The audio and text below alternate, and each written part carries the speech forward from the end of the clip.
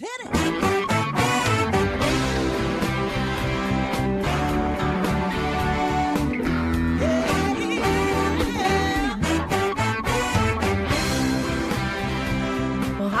And welcome to Alzheimer Speaks Radio. I'm your host, Lori LeBay, and I'm so excited that you're joining us today. We are going to have a fascinating conversation as usual as we learn from people all around the world at all ages and stages of life. Stay tuned as we shift our dementia care from crisis to comfort. All right, here we go. What you think about, you will bring about.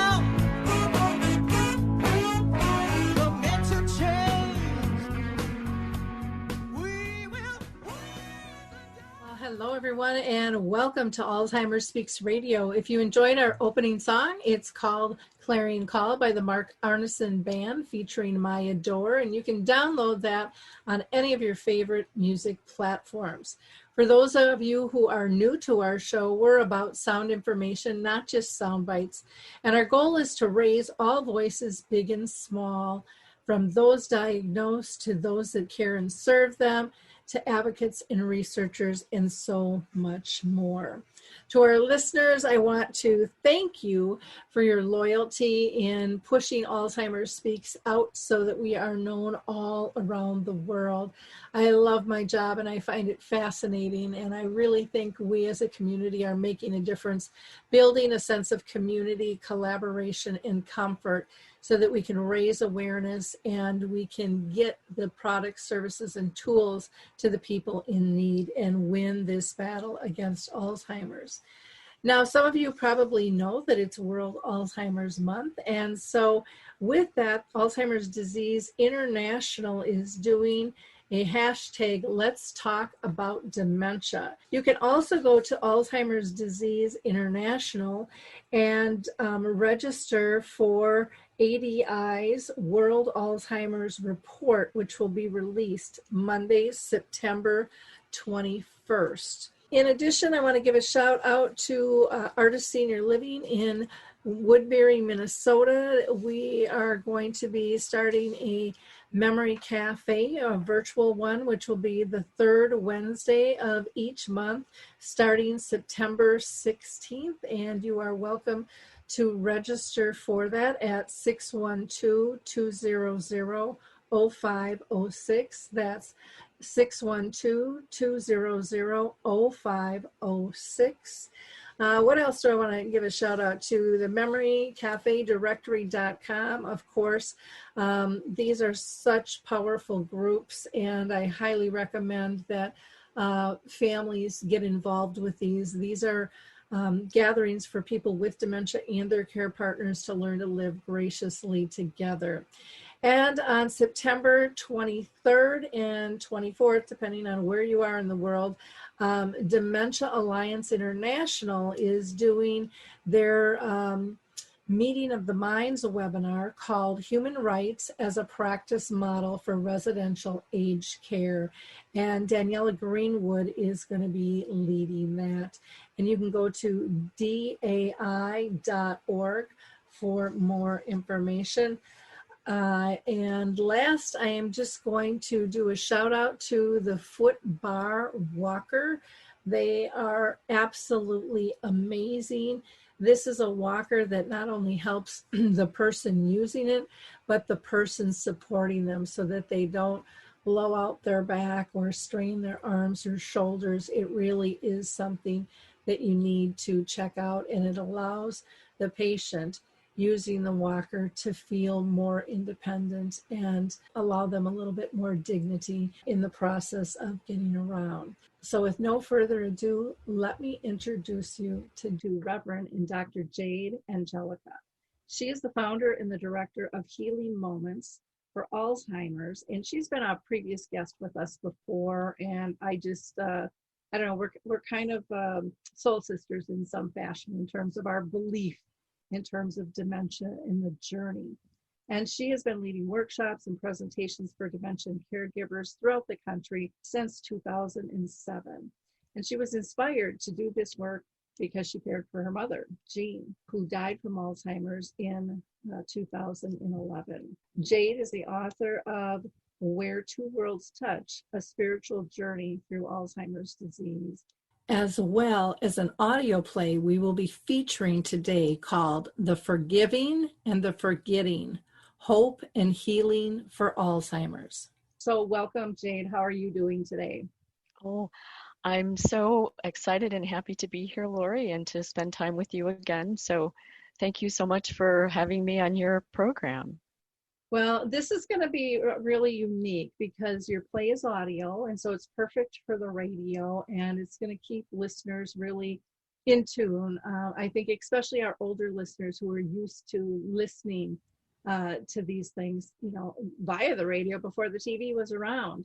So Right. it's really kind of a fun experience. Before we go live with the play, Jade, I mentioned in the intro that you were personally touched because of your mom had dementia, just like mine did. But I was wondering if there was something specific on that journey that motivated you to write the play. Well, it was this journey with my mom that motivated me to do all of this work, because I found that I was discovering ways and techniques that people could that were helping me interact more deeply with my mother. And I just felt really drawn to want to share those with other people because, as you know, Alzheimer's caregivers, dementia caregivers, often suffer perhaps even more than the person who has the disease themselves because they don't know what to do, they don't know what's happening. So for me, it was about sharing information in a way that would inspire and touch people more deeply than just information for their minds, knowledge for their minds. So the play actually, the first version of the play was actually an assignment for one of my school programs for my Doctor of Ministry program in a course called Faith, Health, and Spirituality. So all of those things came together in this play. We address my personal journey with my mom, so my own personal experiences came into it, as well as my research into the Alzheimer's field, in addition to all of the study that I was doing in the fields of theology and spirituality. So all of them came together in this particular piece. And that is so important, that because you can't segment, what is happening to our relationships and to individuals, beings during this process. So, I thought it was brilliant. And as you know, I love multimedia, to be able to reach people. There's, if it's film, if it's audio, storytelling, just grabs people in a way that is almost unconscious, where they just kind of slip into it and can look at it in a little different light. And so I'm so glad that you wrote this play. Where has the play been so far, and what has been the reaction from the public?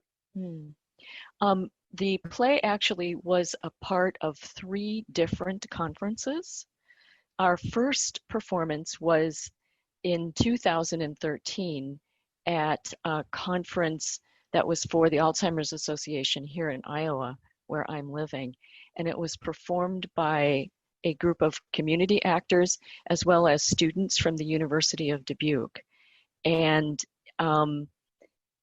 people who had been family caregivers and, working, studying and going to workshops were just astounded by what they learned in ways that they hadn't learned before.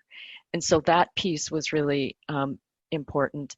There also happened to be a group of nurses nursing students in the audience, and they felt it was really important that they wanted to have this kind of training for all of the nursing students. So you could just see that their expressions and their understanding were opening up in a way that they hadn't really learned in, say a lecture about Alzheimer's and caregiving. So that was the first production. We also had a number of productions for the community, and it was like the word spread like wildfire, and every single one of them was sold out. So we had 4 performances for the general public in town. So that was really exciting. And then what we decided is we wanted to take the show on the road, and so we rewrote it so it had a smaller cast. So we had about 10 to 11 cast members, and we decided to offer it as a part of a conference for the International Council on Aging. It was the Interfaith International Council, Interfaith Council on Aging here in the United States. And we did this in Chicago. And I did a lot of grant writing. And what you find out when you're performing a play, and this will address one of our other questions about why did we do an audio performance.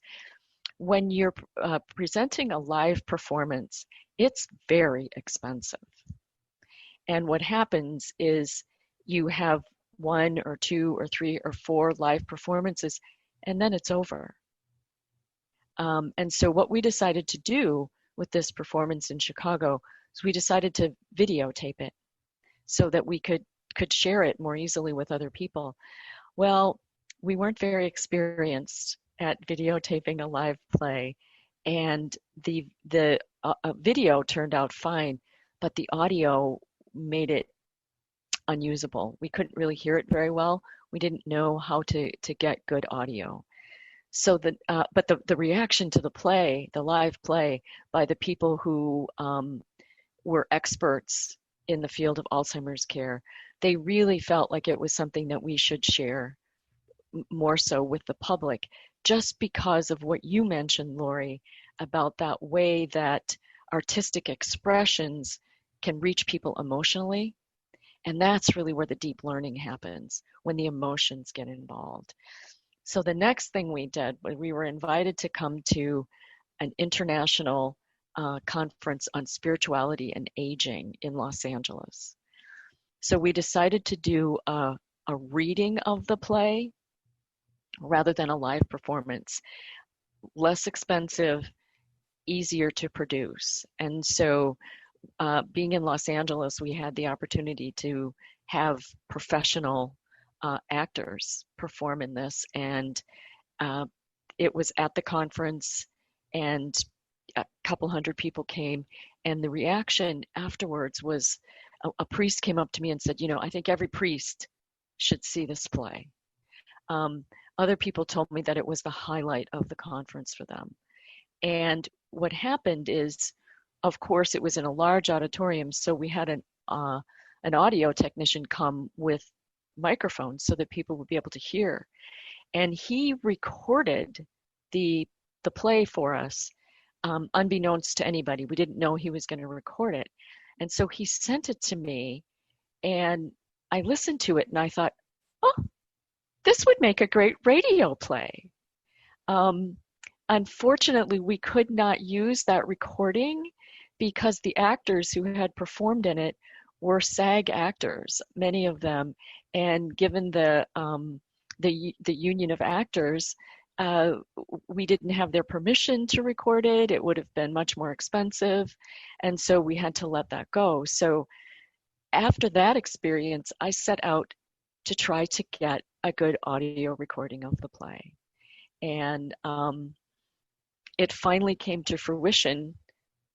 Just this year, 2019, is when we did the recording, and now we have it ready to share with the public. So, wow, what a journey, though. It's been. I remember talking to you years ago on this whole process that Yes. you've been on, and I so agree with you about the emotional kind of based training, because it offsets people, and they're not aware that they've fallen into this learning. They think Right. it's entertainment, and then they Right.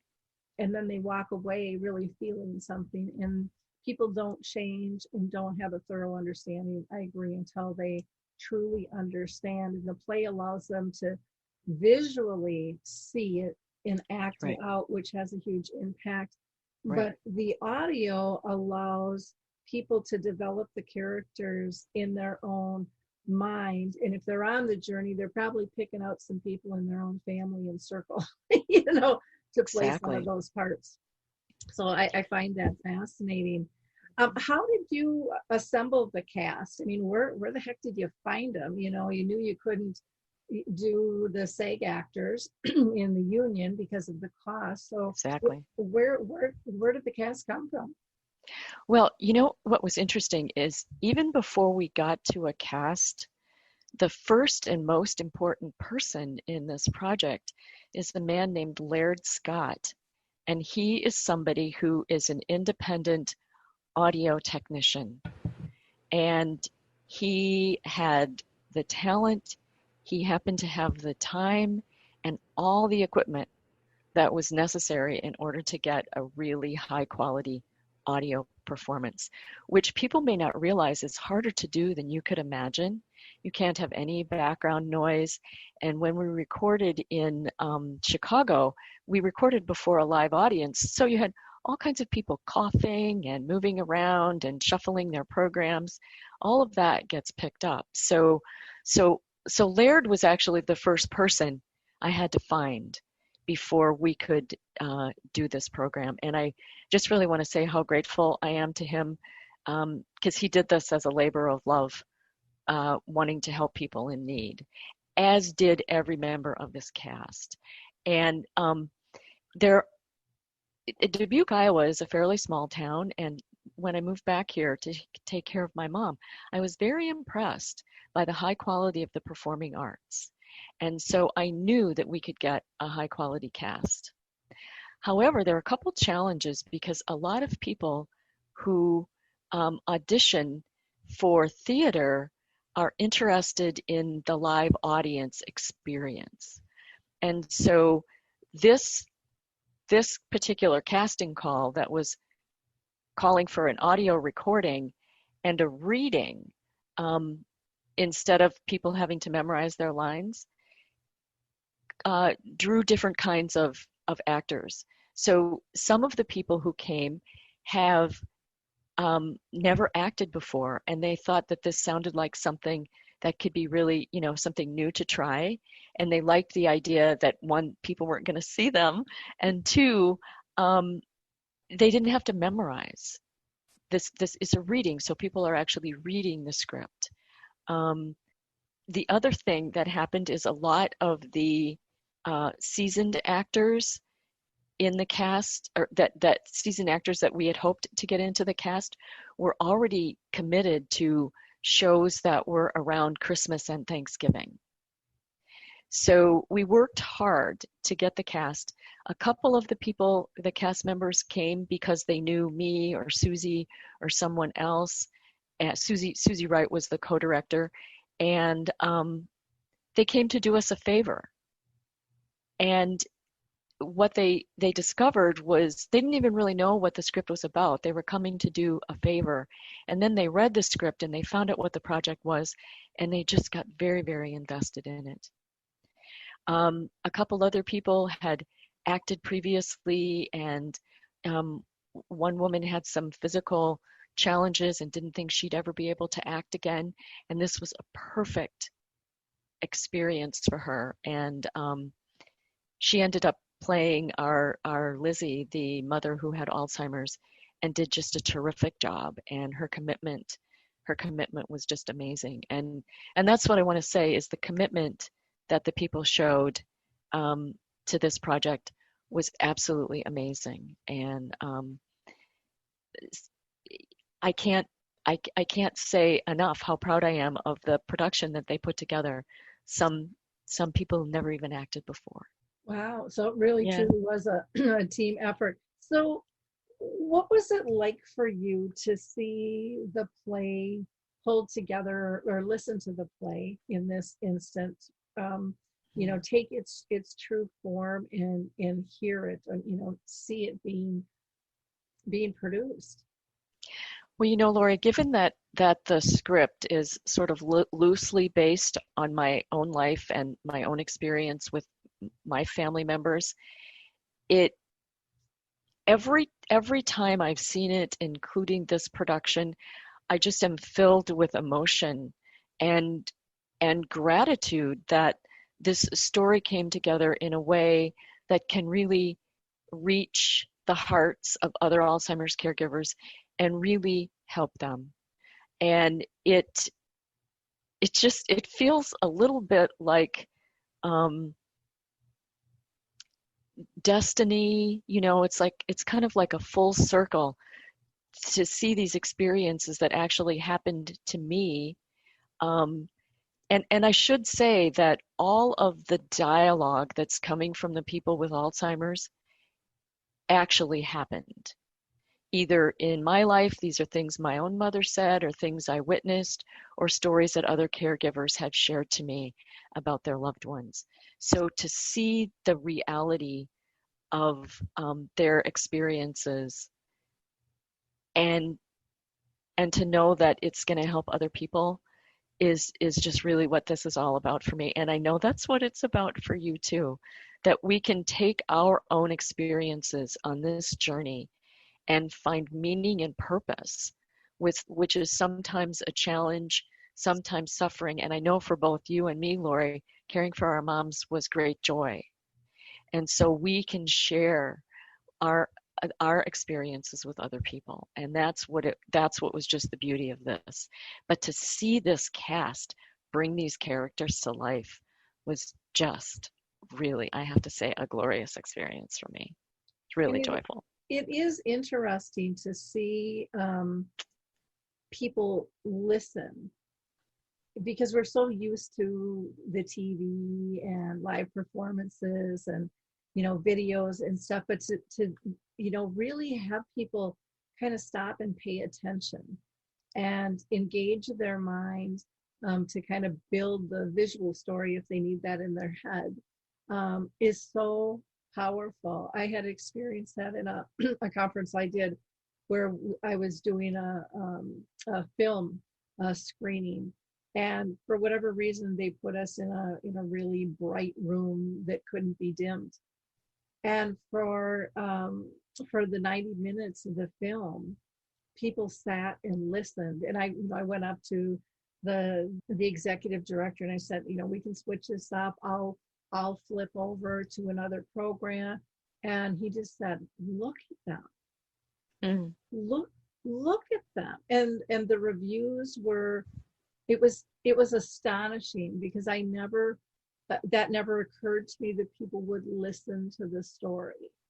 And so I can relate to what you're talking about and seeing that in action, because it's so much more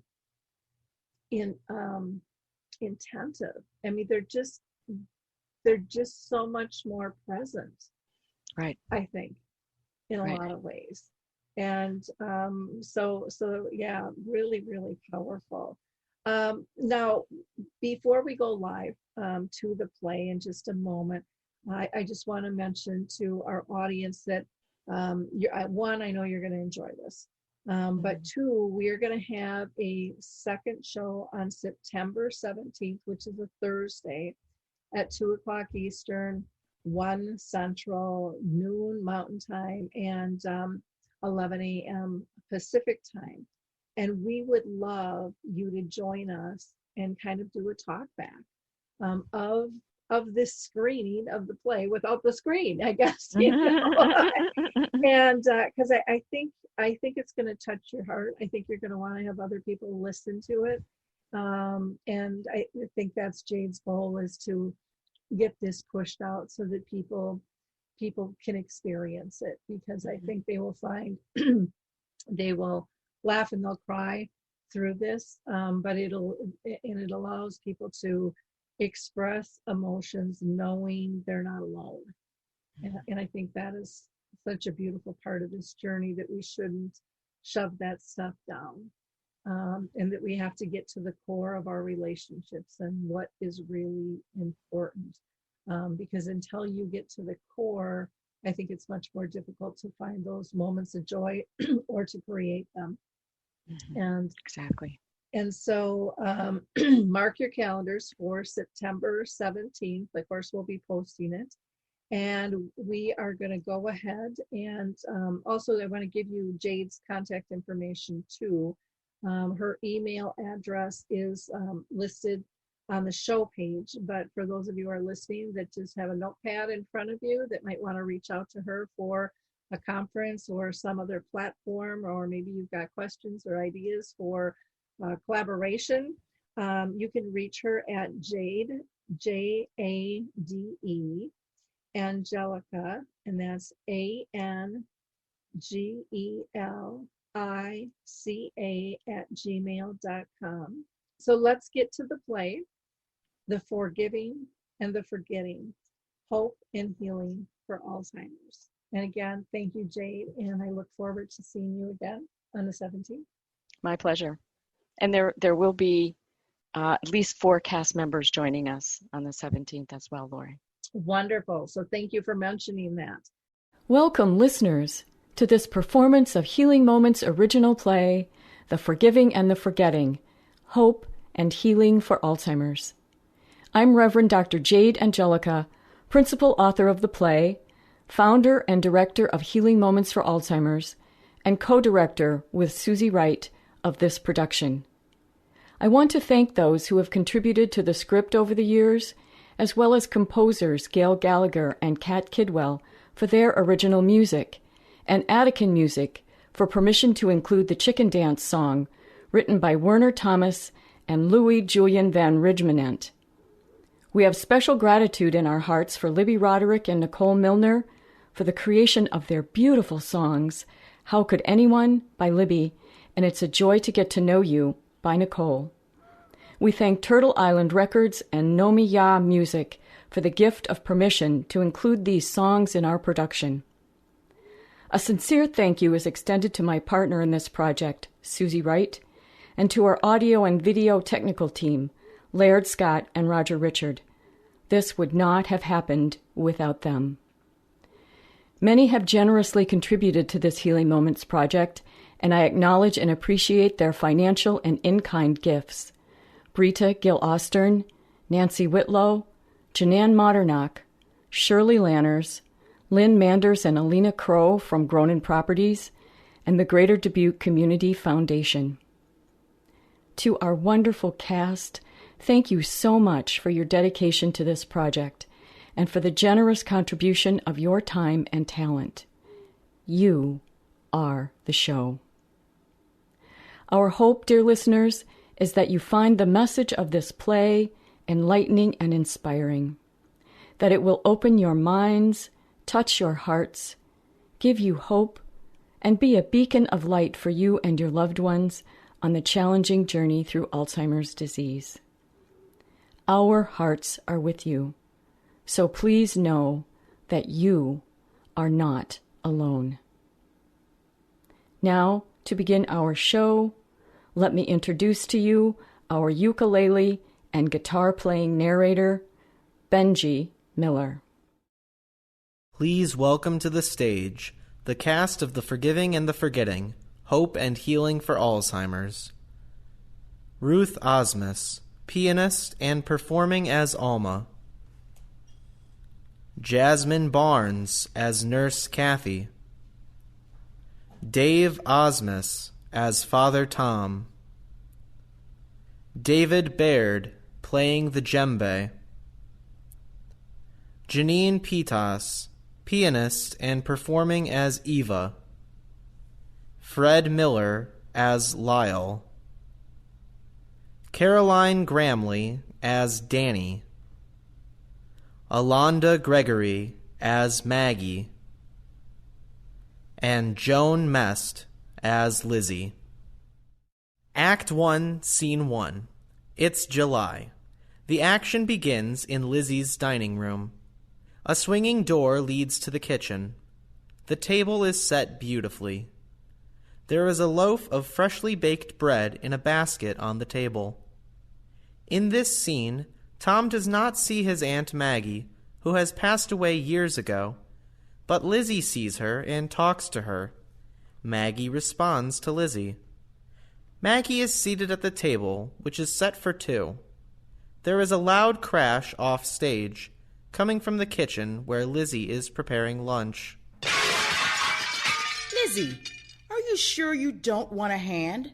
No, there's not much. I've got it. You just relax. Maggie hurries into the kitchen to help her sister. Ow! Damn it! Ow! Maggie! Jesus, Mary, and Joseph! What temperature did you cook this at, Lizzie?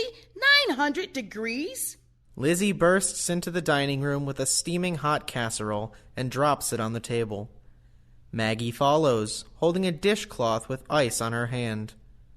Lizzie takes Maggie's hand and tries to look at it, but Maggie pulls her hand away. Just leave it. It's my own fault. Leave it. I've got it. Now sit down, Maggie dear. Relax. You're going to like this casserole. It's a recipe from Taste of Home. I'll copy it down for you if you'd like. Me? Follow a recipe? Ha! When pigs fly. You know I just put together whatever sounds good. Right, but who cares about what sounds good? What tastes good is what matters.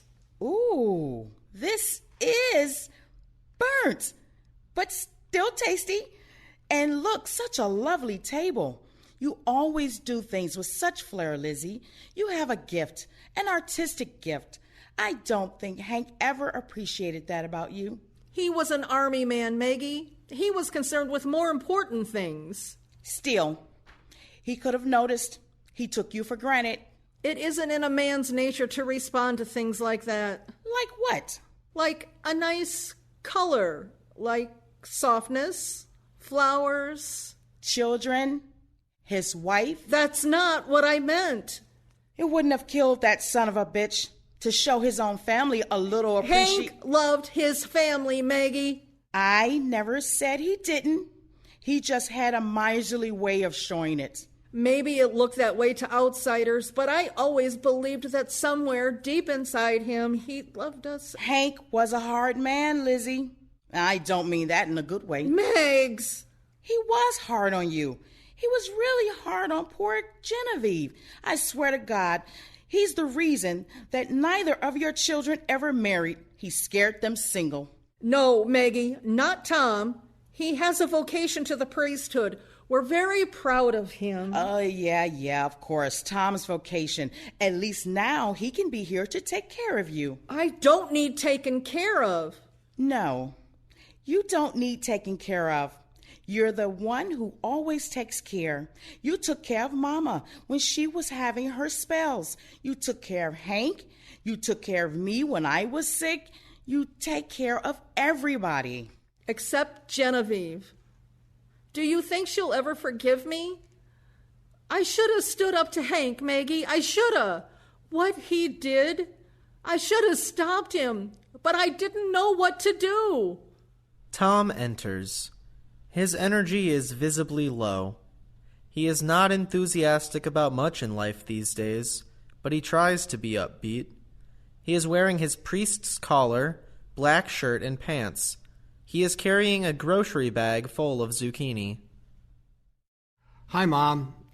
Sorry I'm late. Hope I didn't keep you waiting. Forgive me? I brought some zucchini from the community garden. An early harvest from all that rain. Something smells good. Tom exits to the kitchen with the bag of zucchini. Can you beat that? Not so much as a howdy do. Don't mind him. He's just so busy, looking after his flock, you know. I'm lucky if I can see him once a week now. I make lunch for him, so he'll be sure to come by. Ha!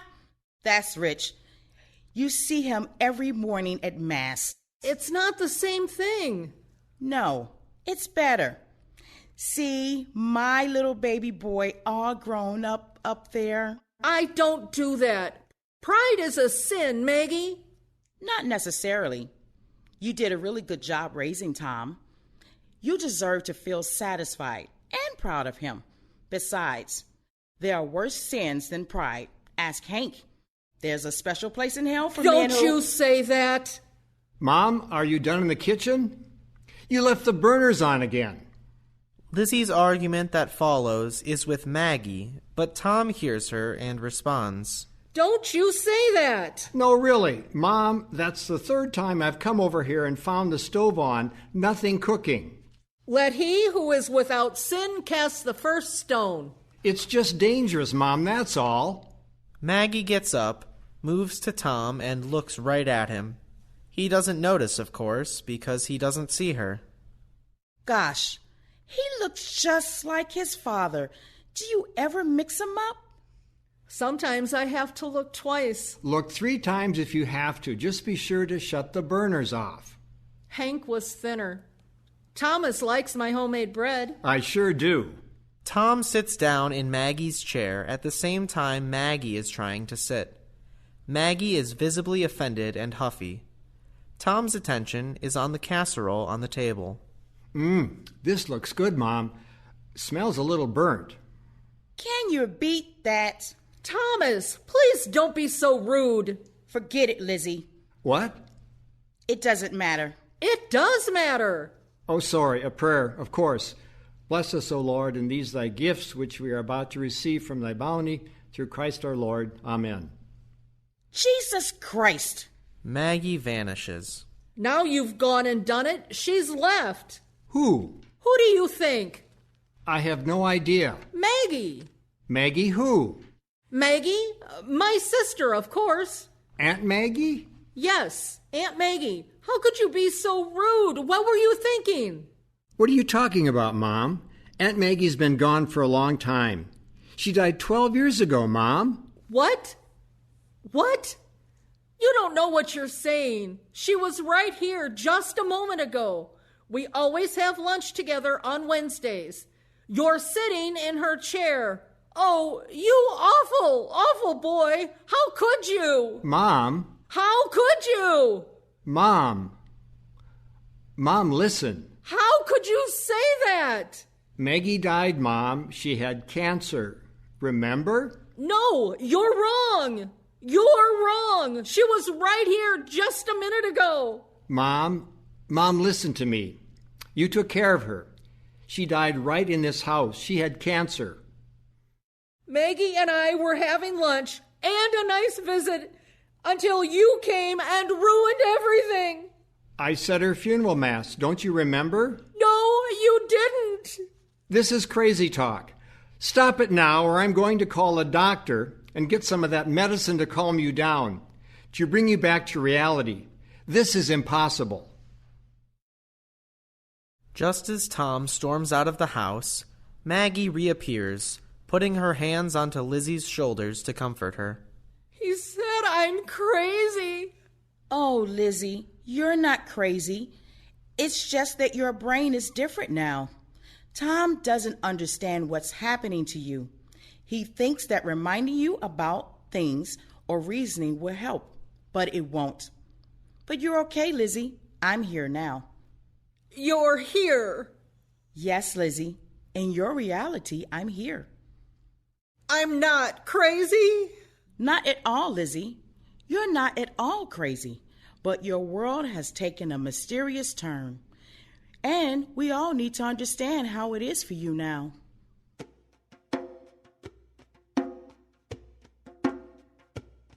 So look around, Lizzie dear. Tell me, what do you see and hear? What do you know to be true? What is reality for you? In my world, colors are bright. Walking around, I'm enchanted by light. Oh, flowers are so pretty. I watch them grow, but I don't always know where to go. This is the world I see. This is my reality. Oh, yes. What else, Lizzie dear? What else is true? What else is reality for you? The people at church and my neighbors too, they smile and greet me so kindly. but I don't remember their names, and I don't know what to do. I know Tom, he's my son. He yells at me. It's no fun. I have a daughter. I forget her name. Nothing seems to be the same. I'm afraid. I don't understand. I need someone to hold my hand. I'll hold your hand, Lizzie, while you tell me more. What else is true? What else is reality for you? I want to show you there are things I can still do. I can clean the house and wash dishes and snap beans and give kisses.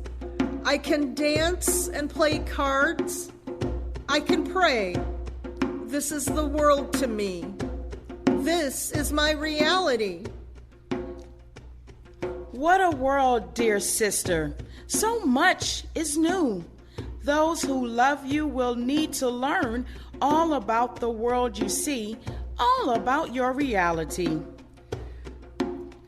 This is the world I see. This is your reality. It must be hard, Lizzie, to cope with these changes. It is, and for Tom, too. The doctor said I probably have Alzheimer's. Oh. He said it would get worse. I don't really know what that means. Or maybe I did know once. Oh, Maggie, I get so confused sometimes.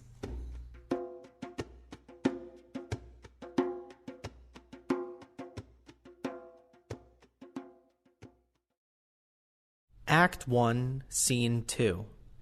2 months later, on a rainy September day, Eva is sitting at an empty table in a cafe in Rockford, Illinois, a city halfway between where Tom lives and where Eva lives.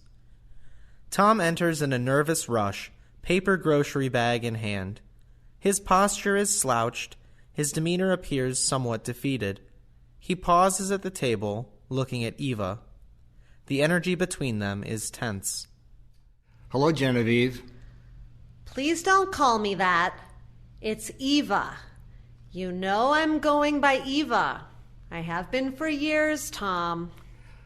Sorry, really. It's a habit. Eva, I brought you some zucchini. Tom sits down at the table. Zucchini. You brought me zucchini. I didn't know what to bring a sister I haven't seen more than a handful of times since you were in high school. Zucchini is fine. Good. So, what is so urgently important about Mom that you couldn't talk to me about it on the phone? Yes. Thank you for coming. I know it was a drive for you from Chicago to get here. So, I'm here. I've got zucchini. What is it?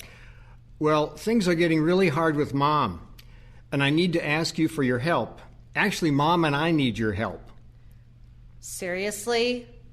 You and Mom are asking for help from me? You need me? Isn't that just a perfect irony? You don't have to be hostile about it. I'm being humble here. So, let me ask you, Tom. Where were you and Mom when I was a vulnerable, pregnant, terrified 17-year-old girl and needed your help?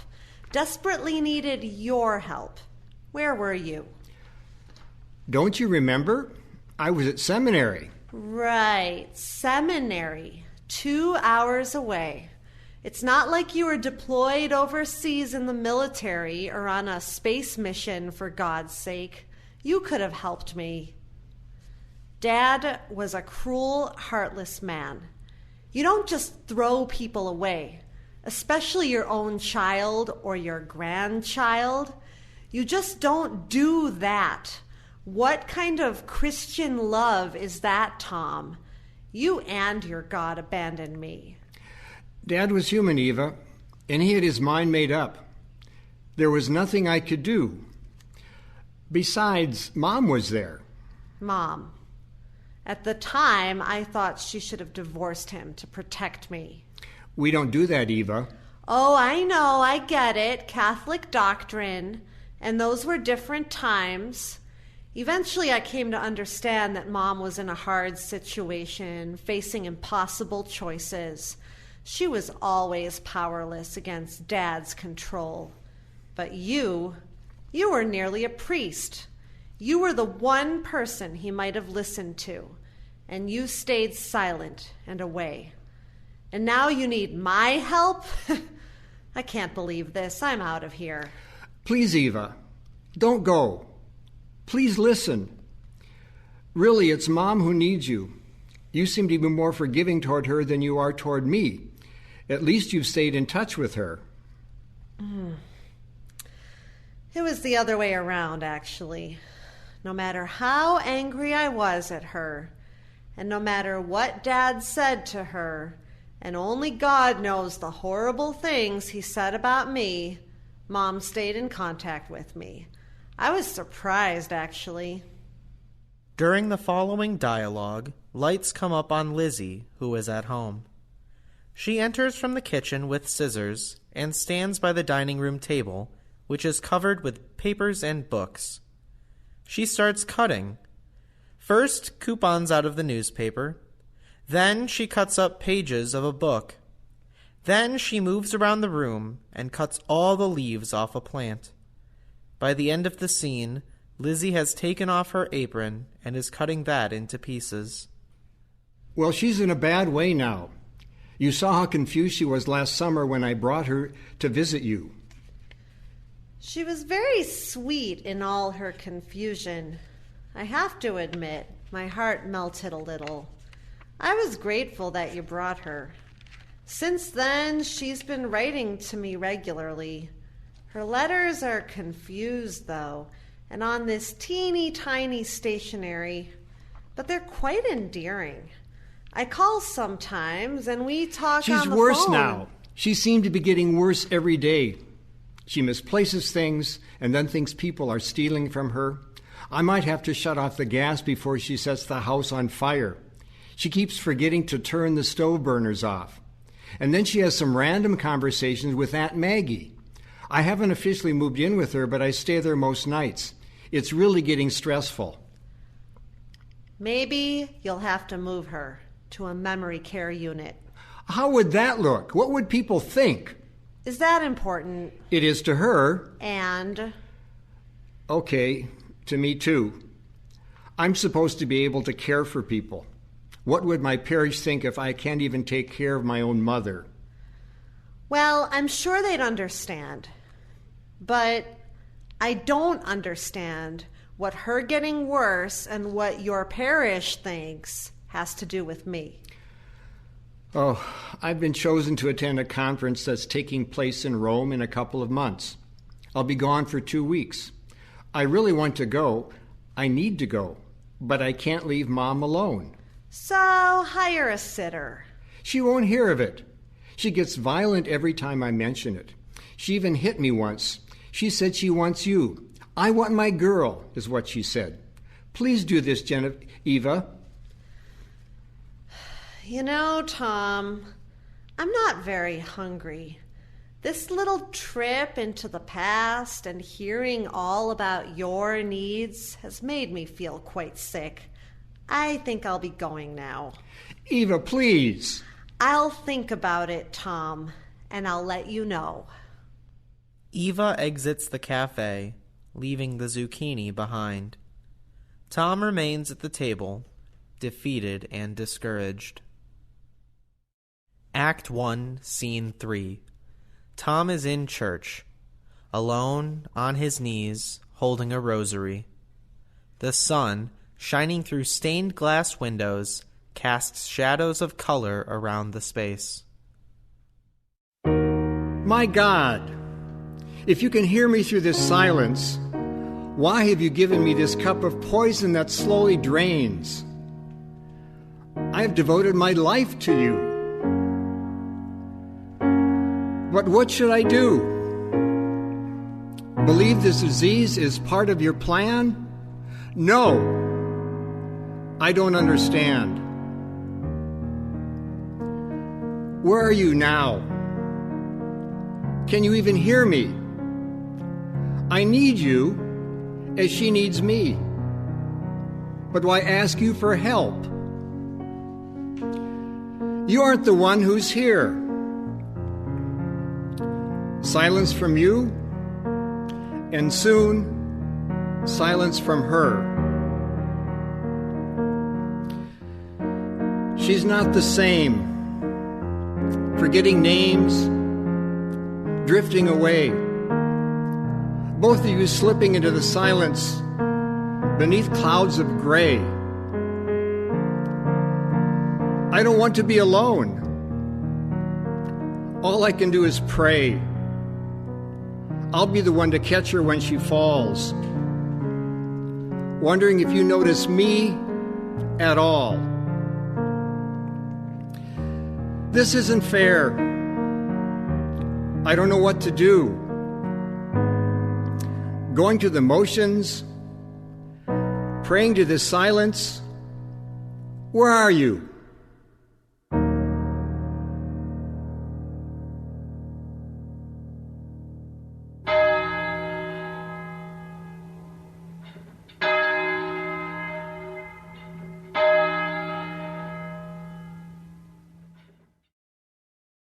Act 1, Scene 4.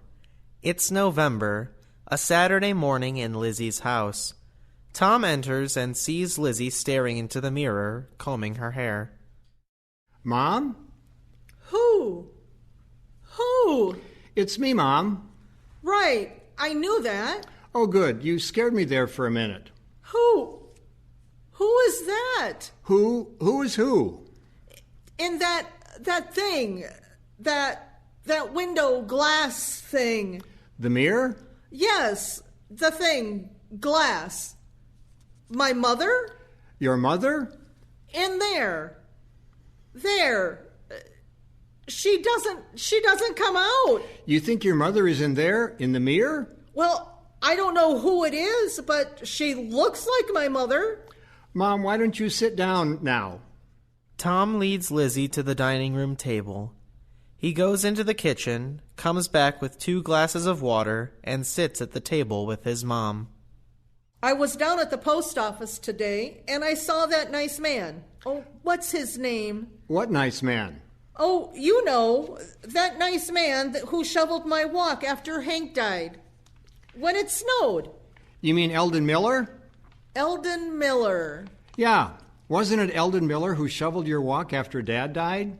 Oh, yes. I saw him at the post office today. What a nice man. Yes, he is. Who is what? Eldon Miller. He's a nice man. Yes. You know, I saw him at the post office today. What about him? Nothing. He's a nice man. Isn't he?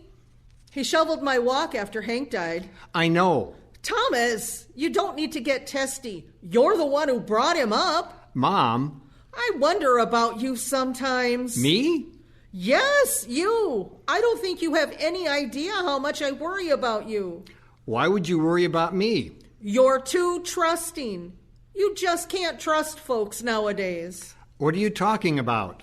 Times have changed. It's not safe. There's a lady who comes here with food. I know. Violet James from Meals on Wheels. I ordered that for you. Maybe that's what she calls herself, if that's her real name. I don't care what her name is. She's a thief. Vi James? Mom, she's a nice lady. You've known her for years. See? She's got you fooled, but she doesn't fool me. Not one bit. She's robbing me blind. No, Mom, I'm sure that's not true. She is.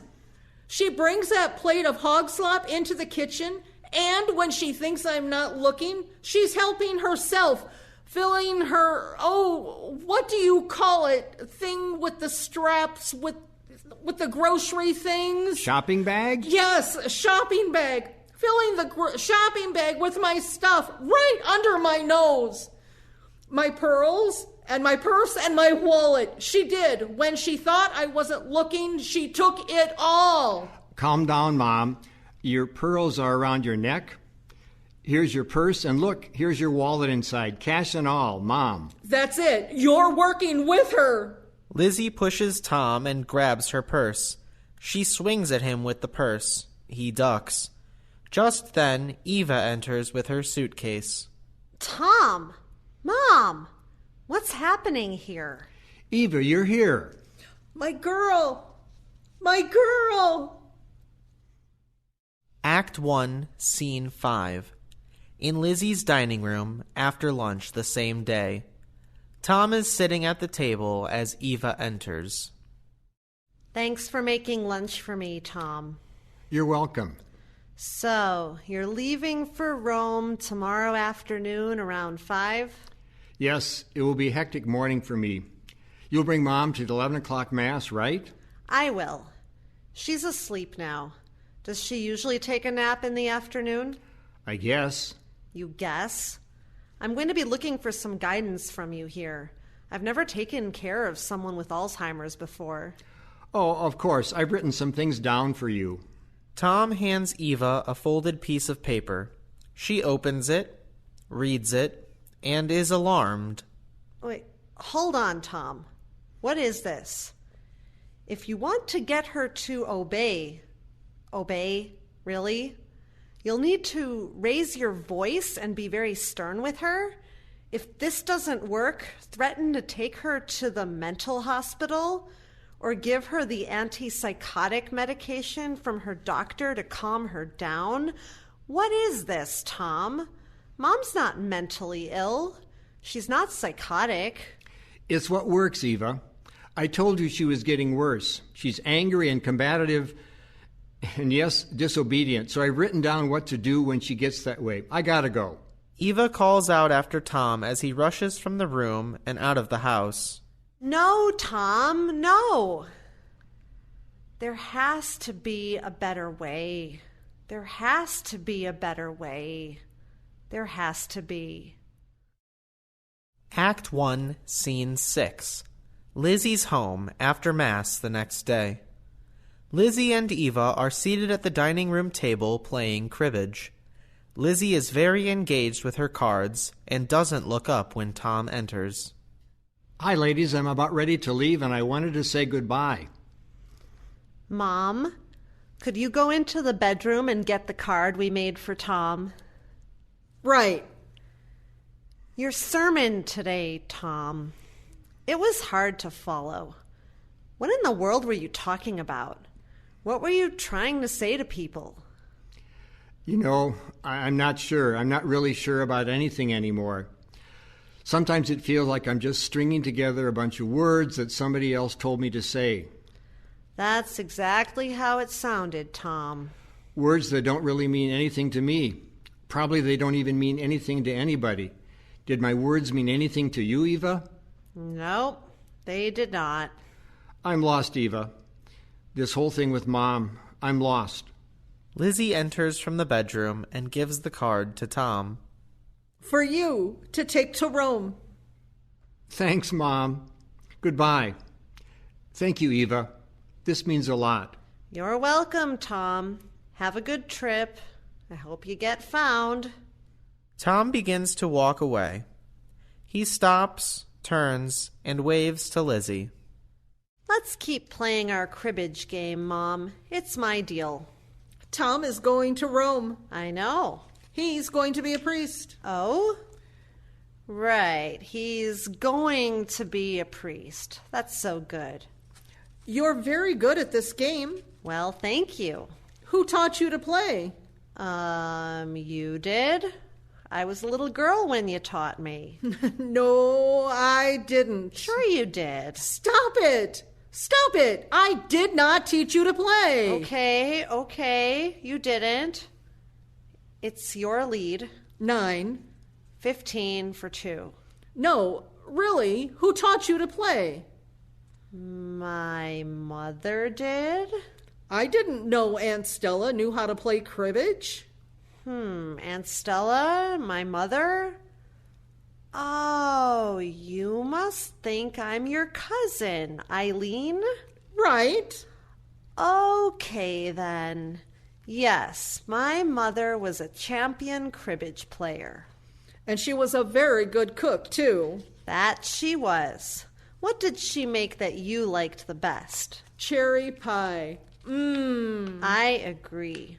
My mom made the best cherry pies. You make really good pies, too. That's so nice of you to say. You're very kind. Will you stay and take care of me? I will. I'll be here for a while now, and then I'll do my best to come back to be with you as soon as I can. Do you know my granddaughter? What? I have a granddaughter. Her name is Hope. I have a picture in my purse. Do you know her? I do. Will you tell me about her? I will, Mom. I'll tell you everything I know. Act 1, Scene 7. It's May. Lizzie is now living in a memory care center. The lights come up in the group activity room. The chicken dance is happening. Nursing assistant Danny is leading the dance activity. Everyone is participating, dancing and singing. Lizzie is doing the chicken dance with everybody. Lyle, a resident, is dancing with a baby doll. During the dance, Alma, another resident, wanders away. Nurse Kathy enters, writing on a clipboard. She looks stern and official. Mid-dance, Tom enters. What is this?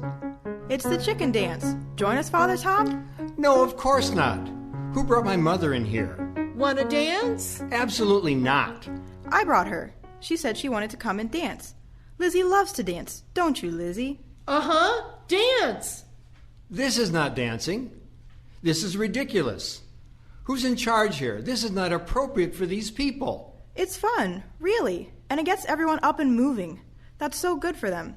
She can walk outside for exercise. She doesn't need to participate in something so demeaning. Demeaning? This is so beneath her, to be treated like a child. What do you mean? I'm taking her back to her room. Oh, wow. Okay. Do you need help? I can help you. No, we're fine. I can handle it. Excuse me, Father. Yes, nurse? Could you give us your blessings before you go? Yes, of course. Tom turns to the group and raises his arms. The residents also raise their arms in response. Lizzie raises her arms and flaps her chicken wings.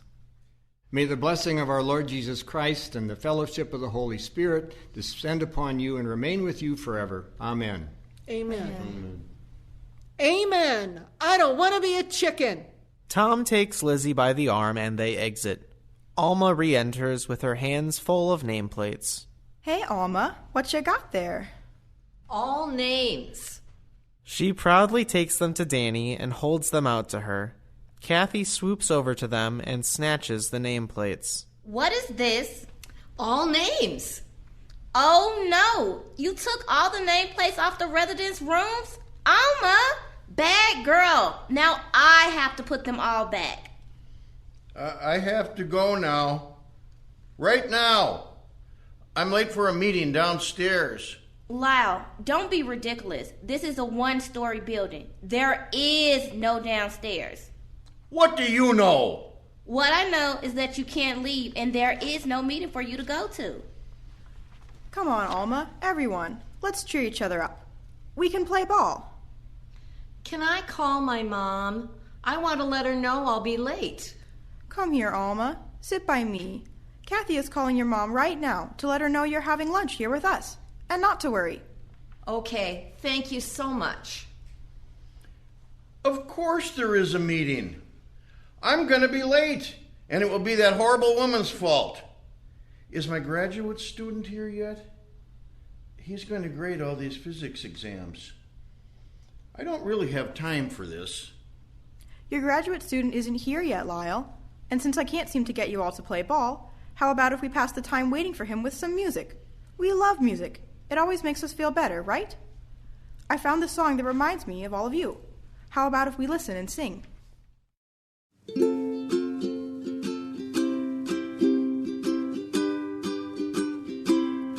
It's a joy to get to know you. It's a joy to get to know you. And I really am liking to share in your world.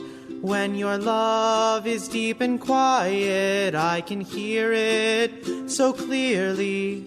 It's calling forever to share in your world. It's a joy to get to know you. It's a joy to get to know you. And I really am liking to share in your world. When your love is deep and quiet, I can hear it so clearly. It's calling forever to share in your world.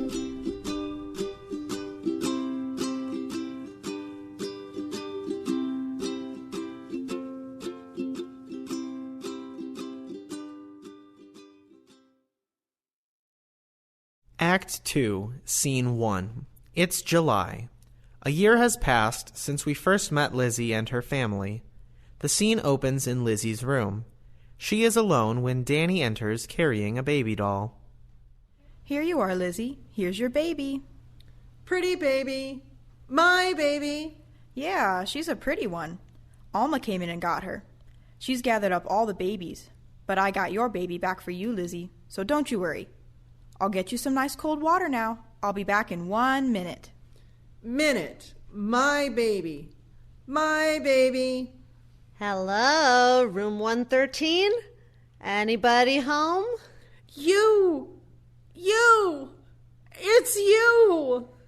Yes, it's me, Mom. I came back. I came to take care of you.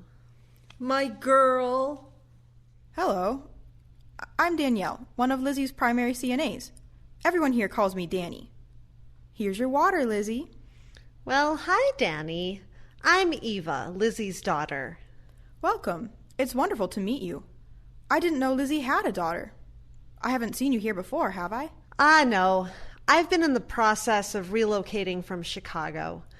My brother brought Mom here after he sold her house. Tom. Tom? Father Tom? Yes, do you know him? Sure. He comes to visit Lizzie. On Wednesdays, I think. Once a week? That's it? Yeah, I think so. I mean, I'm sure he does the best he can.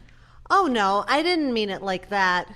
It's just I got the impression he was no coming... need to explain. Lizzie is attempting to give her baby a drink of water from the cup. Danny takes the water glass from Lizzie and finds the baby's bottle on the dresser. Here, Lizzie, let's make the baby a bottle. Mom? Hi. Mom, I came back to be with you. Do you understand? If you want to get her attention, get right in front of her and make eye contact. That's right. Once you've got her eyes, she's with you. Mom? Mom. Maggie needs that. Could you give it? You wouldn't think so, of course. Of course not.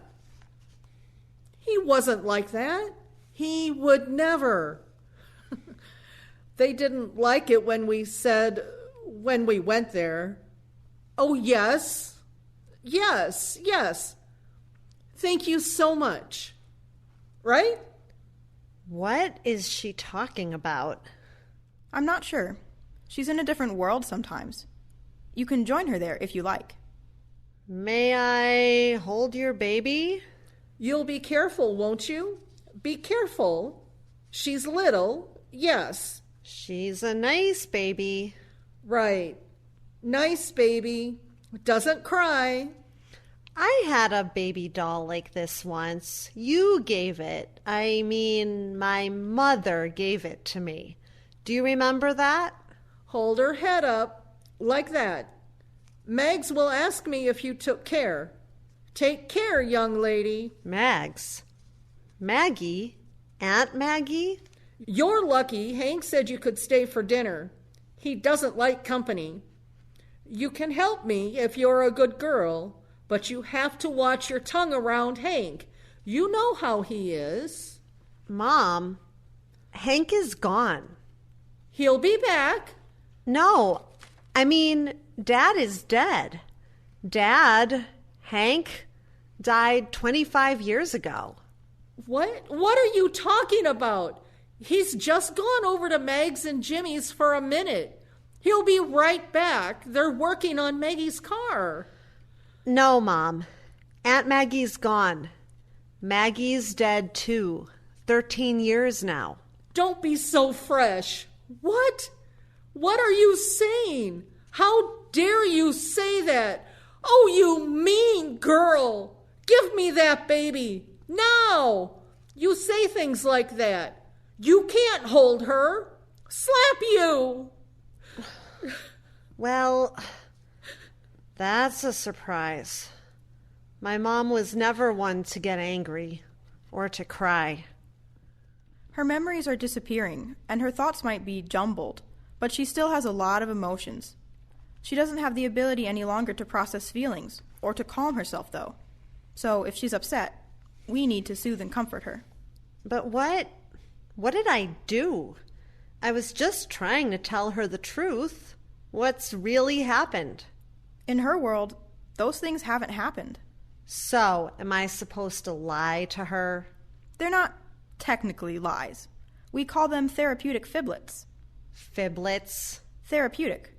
Her reality is different from ours. The only way to connect with her is for us to join into her reality. Hey, Lizzie, Hank just called. He's bringing hamburgers for lunch. I love hamburgers. With pickles. Join her in her reality. Wow. Tell me more, please. I actually wrote a song about this very thing. I could sing it for you. Oh, yes, do. Please do. Okay, let me grab my guitar. I'll be right back. Danny's going to sing for us, Mom. Sing! Here she is, Mom, with her guitar. Here's a copy of the sheet music, Eva. Would you like to sing the chorus with me? Sure. I'm going to sing with Danny, Mom. Sing! Here goes.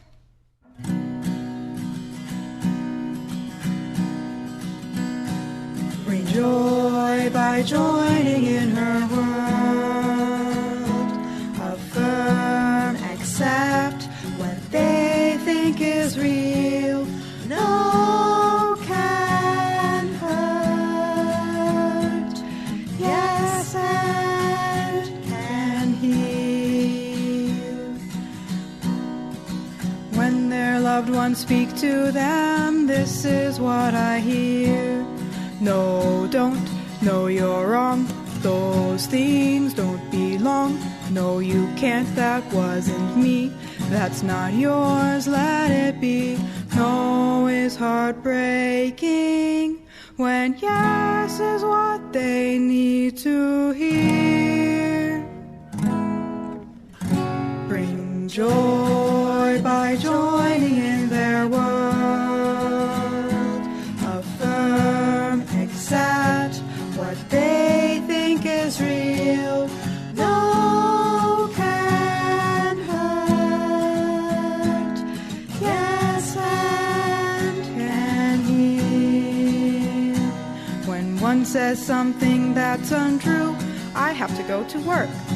Don't reply. You have nothing to do. Affirm. Oh yes, your work is important. And let me walk with you. When one says something out of this world, I'm from another planet. Don't deny their statement's worth. Accept. Oh yes, you've traveled far. And I welcome you to Earth. When one makes accusations, they've stolen my pearls. Don't contradict with facts. Firm and support. Oh yes, I see you're upset. I would be too. And I'll get your pearls back for you. Bring joy by joining in their world.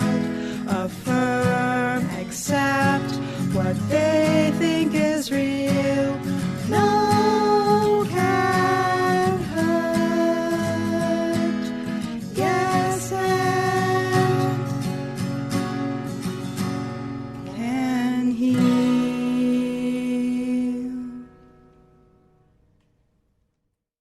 how did you learn all this? From CNA training? Not really, but the administrator here is doing some great staff training. I actually learned from my grandma. She had Alzheimer's. That's how I started coming here. My mom and I were here a lot, and we felt like real care partners with the staff. I was really young at first, but my grandma lived here for a lot of years, and I got to know all the residents. I really fell in love with them and had fun with them. It's hard for lots of families, I know. But our goal for Grandma's care was simple. We wanted her to have more good days than bad ones. That's all. So we learned how to live in her moment, be with her wherever she was. Believe it or not, it was mostly a fun ride, even for Grandma and my mom. Be with her wherever she is. That's right. Live in the moment. Some people spend their whole lives trying to learn to do just that. And people with Alzheimer's do it naturally. I'll try to remember that. When I got old enough, I became a CNA, and now I'm working here while I'm in nursing school. What about you, Eva? What do you do? I'm an artist, and I write about art, freelance. I do some teaching, too. That's one reason it took me so long to move here. Contracts, you know. An artist? Awesome. I'll bet you get your artist genes from your mom. She just loves bright colors and soft things and flowers. Wow, I don't know what to say. You seem to know her and to understand her so well. I do try. It's lunchtime. Hamburgers, Lizzie. Eva, would you like to come with us to the dining room? Sure. Okay. Come on, Mom. It's time for lunch. Let's go eat. Mom, come on. Eat. Let's go. Time to go eat. My. Should I pick her up? No, she can get up. She just needs some cueing. Hi, Lizzie. Put your hands on the arms of the chair. Now push yourself up with your legs and your hands. Watching Danny and following her instructions, Lizzie slowly stands up from her chair. Oh, she has to relearn how to get up? It's not about relearning exactly. She does have abilities that she can still access. You might have to remind her how to do things, but she can do them. And the more she uses those abilities, the longer she'll keep them. Shall we go? Let's. Go! Act 2, Scene 2. Another day, in the activity room. Danny is playing a game with some of the residents. Nurse Kathy is taking Lyle's pulse, looking at her watch. What time is it? It's about 10:15, Lyle. Why?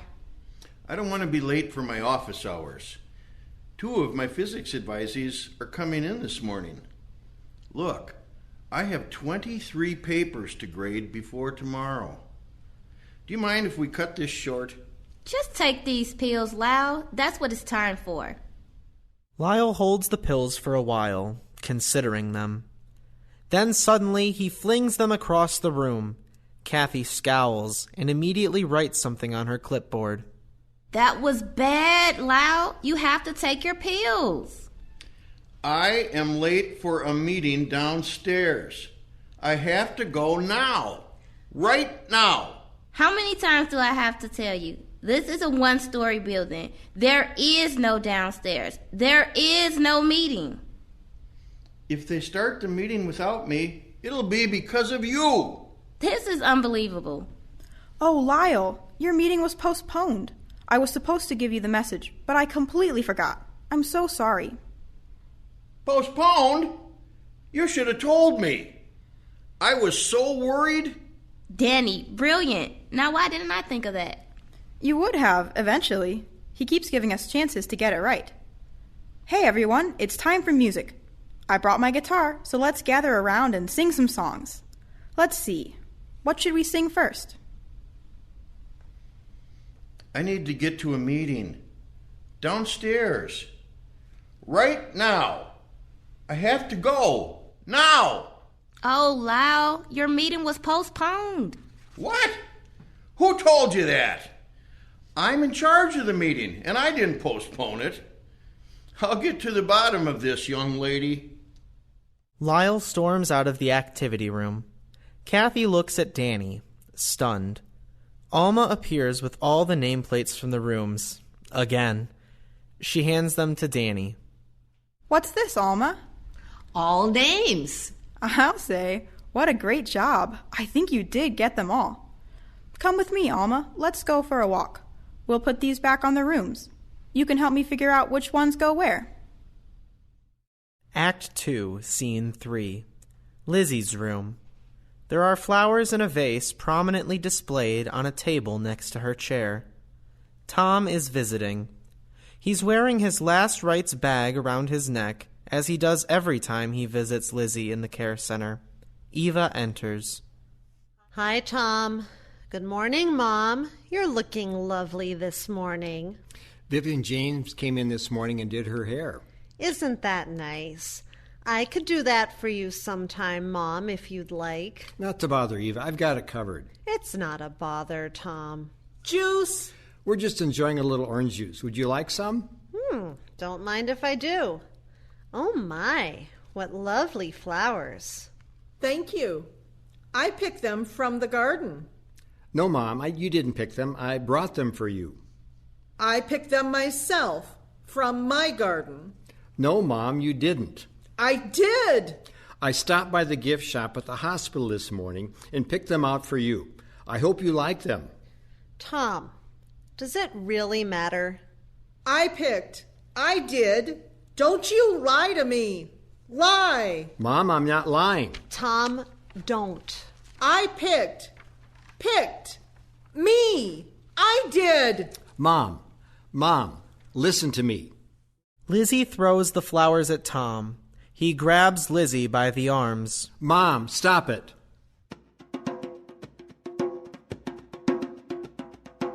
Liar, liar, go to hell. You go to hell, you liar.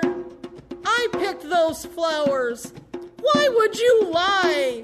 It's the same thing all the time. You come in here, you lie. Tom, let her go. Just let her. There's no stopping her when she gets like this. Push the call button. No! Tom pushes the call button. Lizzie swats at him as he tries to restrain her. Mom, stop it. Stop now. I have a granddaughter. My sister is alive.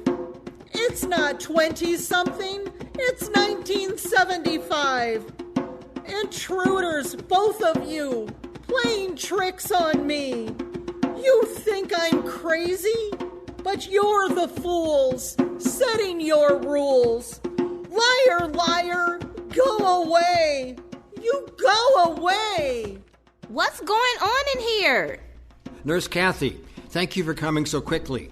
Is there some trouble? Are you causing trouble again, Lizzie? No, she's just upset. Yes, we're having trouble. Would you like for me to give her an injection? Yes, please. An injection? For what? It'll calm her down. Yes, please. Please give her the injection. No, Tom, no. You don't know how bad she gets, Eva. This will calm her down, I promise. Kathy, no. Don't give her that shot. Please don't. She doesn't need it. We can calm her down. Eva, you haven't been here. You haven't seen her like this.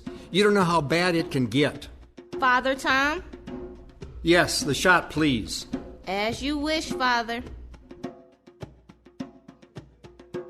Nurse Kathy administers the injection, and slowly Lizzie is calmed.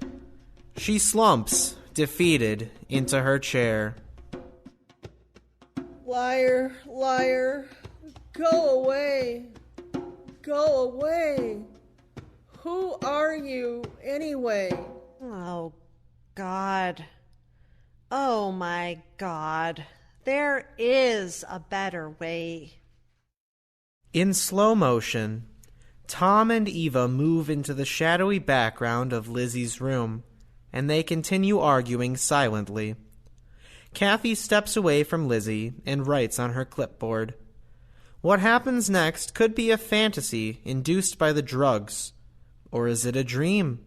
Or Lizzie's Alzheimer's reality? Lizzie slowly stands, walks to her closet, and opens the door. Maggie enters Lizzie's room through the closet. Maggie, I'm so glad you're here. Help me. What's the matter, Lizzie? They're trying to kill me. Don't worry. I'm here. I'll keep you safe. I don't know who these people are. They come in here and do all kinds of things to me. That one, named Eva, she calls me Mom. Tell her I'm Lizzie. I'm Lizzie! And that one is boring, even if he is handsome. But that one, writing, she tried to undress me. She's trying to help you take a bath. I don't need a bath. I need to get out of here. Where do you want to go? Home. I want to go home. Maggie and Lizzie embrace. Then Maggie helps Lizzie back to her chair, where she remains asleep. Kathy exits, and Tom and Eva move out of the shadows. Why did you come, Eva? Why are you here? You never took an interest in Mom. I can't believe you moved here, especially now. She doesn't even remember who we are. But I remember who she is, Tom. Right. She's the mother who sacrificed you to hold her marriage together, the mother who abandoned you.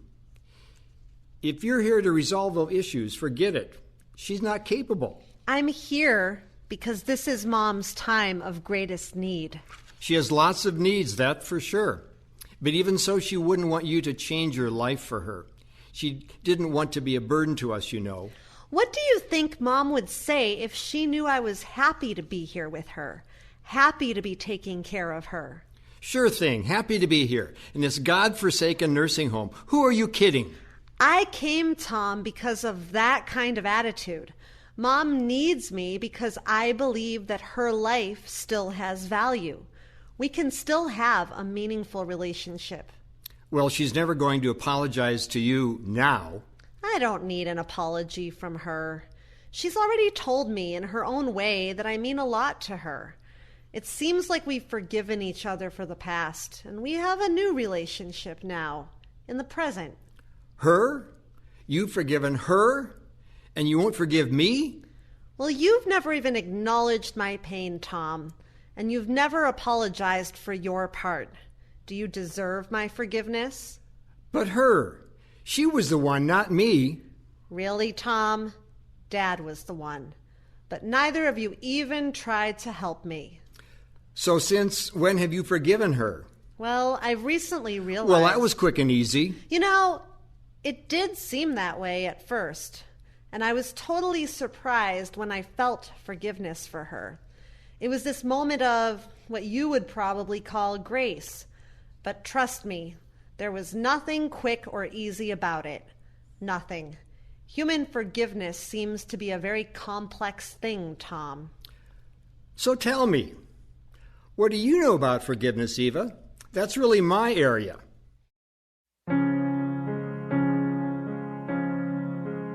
I have learned that forgiveness is hard. There are so many feelings we rush to discard, but first we must feel in order to heal. There is forgiveness to give and forgiveness to receive. There is love to give and love to receive. There is anger about what happened and how much we were hurt. There is anger at God, at each other, ourselves. This anger we must feel and not put on a shelf.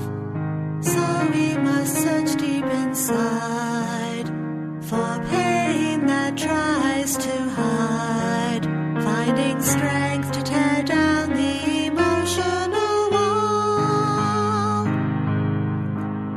We try to understand how it happened, hoping the offender will make amends, but that doesn't always happen. This pain we must feel in order to heal.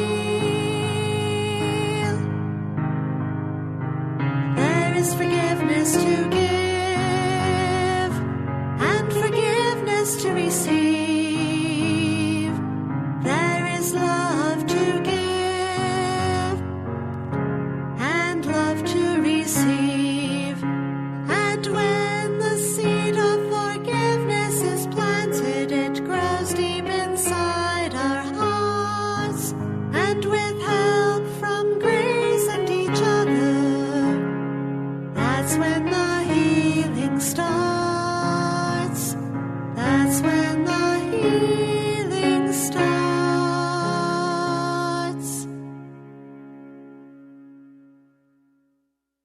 When I was here with Mom, while you were in Rome, we connected, Tom, deeply.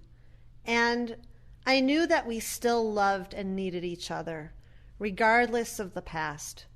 I knew right then that I would come and take care of her, like she asked me to. All the hard and painful healing work I've done over the years made it possible for me to say yes to her. Even though I'm here, she asked you to come? She did. Act 2, Scene 4. It's early October in the garden of the care center. Danny is there, sitting in the sunshine with Alma and Lyle. Lizzie and Eva enter, holding hands and walking slowly. Oh, this is a beautiful fall day. Let's walk over there, Lizzie, Mom, and look at the pansies, your favorite flowers. They are hardy flowers, still blooming in October. Good morning, Lizzie and Eva. Isn't this sunshine great? Ooh, a wee bit chilly, though. Good morning, Danny. Hi, Alma. Hi, Lyle. You might be chilly, Alma. It's nice in the sun, but there's a cool breeze. Oh, here comes Kathy, so I'll go inside and get your sweater. I'll be right back. Kathy, could you keep an eye on Alma and Lyle for a minute? Alma needs her sweater. As Danny leaves the garden, Alma shouts after her. You can't have him. Let's sit here, Lizzie, Mom, by Alma. Hi, Lizzie. I'm going to take your pulse and blood pressure. Don't stay out here too long, okay? It will be time for lunch soon. As Kathy walks by Alma, she shouts again. You can't have him. Alma turns to Lyle and shouts at him. You can't have him. The universe is like an atomic nucleus. It's not completely stable. It has a half-life. It will decay. If you look at it, it looks perfectly stable. There's nothing happening. There's nothing happening. And then, boom! Suddenly there's an alpha particle coming out of it. Except that alpha particle is another universe. Amazing. You know, I need to get to a meeting downstairs. Now. I have to go right now. Oh, Lyle, if I let you leave here, I'll get fired. Well, good luck with that, young lady. I've been trying to get fired from this place for 40 years. Well, how about that? Yeah. It seems like he maybe felt some solidarity with your situation. And at least he's not mad at you like before. That's good. I'll say. Danny is coming back. Lyle, you can come with me. It's time for your meds. Where am I? I don't know where I am. Why am I here? I don't know why I'm here. You can't have him. Alma shouts again at Nurse Kathy's back as she leaves, and then she turns to Eva, shaking her fists. You can't have him. I mean it. I can't have him. Well, why not? Because we took vows. Vows? Oh, yes. Vows. I get it. You're right, Alma. I can't have him because he still loves you. I was wrong, and I'm very sorry. Well, that's very big of you. Alma looks directly at Eva. She calms down. Her hands and arms relax into her lap. Wow. Thank you, Alma. Thank you. Really. Danny, who was watching this interaction from the entrance to the garden, enters with Alma's sweater. Excellent. Good job, Eva. It just came to me. A moment of inspiration, I guess. Thank you for helping me understand how to respond. You're welcome. You know, I suddenly feel forgiven for all the terrible things I've ever done, actually. This was amazing. Alma's amazing. Yeah, I know. I'm constantly blown away by how often people with Alzheimer's can interact with us in really profound ways. I'm getting what you mean. Let's go now, Alma. It's almost lunchtime. Are you and Lizzie coming, Eva? We'll be there soon. We want to soak up every ray of sunshine that we can. Danny and Alma exit. Eva gathers up some colorful fall leaves from the ground and gives them to Lizzie to look at and hold. The leaves are beautiful, aren't they, Lizzie, Mom? You're really beautiful too, Mom. How could anyone ever tell you you were anything less than beautiful? How could anyone ever tell you you were less than whole? How could anyone fail to notice that your loving is a miracle?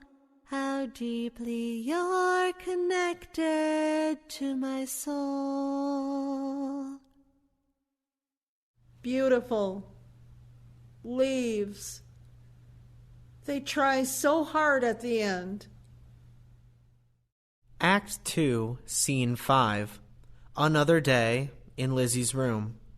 She is opening and closing her closet door, wandering around, returning to the door and opening, closing it again. She is looking for something. It's not clear what. Tom and Eva are in mid-discussion about Lizzie. It wouldn't matter anyway. She can't do anything for herself now. Actually, she can do quite a lot. Oh, she can't drive, she can't read, she can't play cards, she can't hold a coherent conversation. She doesn't know who she is or who we are or where she is or even where the bathroom is, for the love of God. You weren't here, Eva. You don't know what it was like. I can imagine. No, you can't. You can't imagine what it was like to watch this woman slowly lose herself, to go crazy. She hasn't lost herself, and she's not crazy, Tom. Our once competent mother is now reduced to doing humiliating things like the chicken dance. Make her stop doing that with the closet. You stop. Stop talking about Mom like that. Come on, Lizzie, Mom. Time to sit down. Eva helps Lizzie to her chair, giving her a doll to hold and a book to look at. She's embarrassing herself by demonstrating just how useless her life has become. Tom! Is that really what you think? She's become useless? You do. Look at you. You've got this bag with you whenever you visit. Isn't that your last rites bag? Oh my God. You think she'd be better off dead. What is going on with you? Well, I didn't really want to come here and watch my mother die like this in slow motion, but I can't not be here with her. She needs me. I'm here, Eva. She doesn't need you. You're close by, but you're not really here. You're not getting who she is now or how to connect with her. Oh, and you do? I do. I get that we have to learn how to meet her in her world because she can't come to us. She can't come to us. I get that she needs an advocate to speak up for her and a companion to be with her at activities so she can fully participate. I'm here with her every day, helping her give and receive love. She can still do that, Tom. And tell me, what exactly in life is more important than that? Oh, God. This is hard, no doubt about that. But it makes me so happy to see Mom when she's smiling, when she's doing well, when she's having a good day. And it makes me happy to take care of her when she's not doing so well. I feel really comforted every time I see her. That's healing, Tom. It feels like some kind of prayer. Being with her, brushing her hair, helping her with meals, singing to her, brings me such joy. I'm going to miss that when she's gone. So don't even try to tell me that she's useless. I can't. All I see is everything she has lost, everything she used to be. It's so hard to see past that. What I see is a shell of a woman who used to be our mother. Then keep looking. Look until you can see what's really there. What's there? What's there? In art school, there's this drawing exercise that is almost universally dreaded, but universally necessary. It forces you to see something in new ways because you have to draw it 100 times. 100 times. No shortcuts. When I did it, I chose a white enamel kitchen pot, and I almost immediately regretted doing that. After about 5 drawings, I thought I had exhausted all possibilities. But I kept going. I had to. That little white pot had important things to teach me. Like what? 100 shades of white? Angles and perspectives? Perspectives, yes. But not just angles, not just visual. I learned that in life, we must come very close and stay long enough to see what's really there. I wish I could see what you see. I want to see, but I'm afraid and angry, and I hate that. You have to try. I'm trying, but how were you able to see? When Dad kicked you out, she didn't lift a finger to stop him. He said you were dead to us, that we were never again to speak your name in his house. He made the rules, and she let him. Took a lot of therapy, Tom. Seriously, though. I was deeply wounded, and I needed to heal somehow, or else live the rest of my life in shame and despair. I'm so sorry, Eva. You've been right all along. I should have at least tried to do something to make Dad see you and help you instead of casting you out of our family and my life. I'm so sorry. It was really terrible then, but I wouldn't be me without everything that has happened in my life. You're wise, Eva. Thanks for that, Tom. Wisdom born of pain, as they say. I had a lot to deal with, and it was all so painful. I was young and reckless when Dad kicked me out. I made a lot of mistakes. I wanted to keep the baby, but I couldn't have raised a child by myself. And it wasn't an option to move home after I disgraced the family by getting pregnant. So I had to give the baby up for adoption. For all those years, no one has ever talked about it. I've been wanting to ask you something. Tom pulls out his wallet and takes out a small, worn, black and white photograph. This picture has your name written on the back, Eva. But I know it's not a picture of you. I don't know who this is it? Yes, it's my baby. It's the picture they took in the hospital. I didn't even get to hold her. I sent Mom this picture after she was born. She? Yes, a girl. My baby girl. Where did you find this? It was in Mom's purse. I found it when we moved her into the nursing home. She kept it all this time. She told me she had it. I didn't believe her. Well, she did. She's amazing. You're amazing, Lizzie, Mom. Did you get to name the baby? I did. Hope. I named her Hope. Did you ever meet her? Do you know her? Yes. Yes. How is she? She's good. She's happy. She's a remarkable person. She reminds me a lot of you. Act 2, Scene 6. A few days later, when Tom enters Lizzie's room, he is dressed differently. less formal. He does not have his last rites bag. He is more energetic and trying to be present. Hi, Mom. I brought communion for you. I thought you might like communion. Lizzie does not respond. Tom tries to give her communion, and she reaches up and grabs his arm. She has a firm grip and doesn't let go. Here, Mom. Let me get a chair and sit by you. Mom, you can whistle. I remember when you used to whistle all the time when I was a kid. How about this? Camptown ladies sing a song, doo-dah, doo-dah. Camptown racetrack 5 miles long, oh, doo-dah day. Doo-dah! Doo-dah! Oh, doo-dah day. During this joyful scene of whistling and singing, Nurse Kathy enters. Hello, Lizzie and Father Tom. Time for lunch? Time to go down the hall for lunch, Lizzie. Nurse Kathy tries to pull Lizzie up to a standing position. Lizzie resists. She does not want to go with her. Come on, Mom, it's time for lunch. You like lunch. Doo-dah! Doo-dah! Lizzie takes a swing at Nurse Kathy. Doo-dah! Now stop that. No, Mom, don't hit. Stop. No. No hitting. No. Bad girl. Bad. Tom holds Lizzie's arms to keep her from hitting Nurse Kathy. Doo-dah! She kicks at Nurse Kathy. Now that's enough. You cannot kick me. You want me to give her the shot, Father? No, we don't need to do that.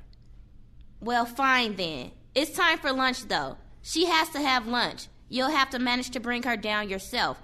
Or should I call Danny to help you? No, thank you. We'll have lunch in here today. Suit yourself. Kathy exits. It's okay. It's okay, Mom. You can eat in here. It's okay. Doo-dah! Oh, doo-dah, doo-dah, oh, doo-dah day. Danny brings the lunch in on a cart and puts it beside Lizzie's chair. So, I hear you're going to dine in your room this fine day, Miss Lizzie. Excellent choice. Look what we have here. Hot roast beef sandwich, mashed potatoes and gravy, green beans, and the piece de la resistance, red jello. Do I need to feed her? No, her meat is ground, so Lizzie can feed herself.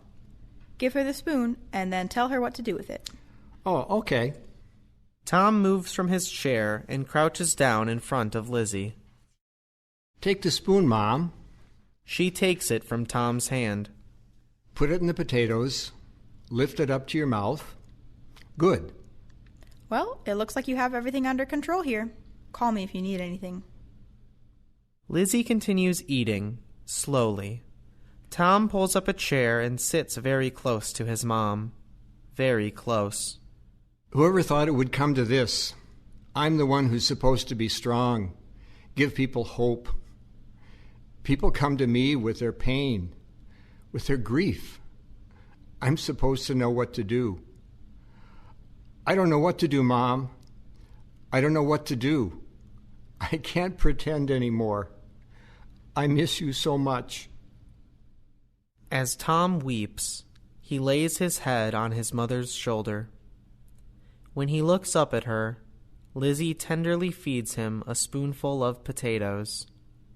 She reaches out, gently touching Tom's head. They make eye contact. Tom.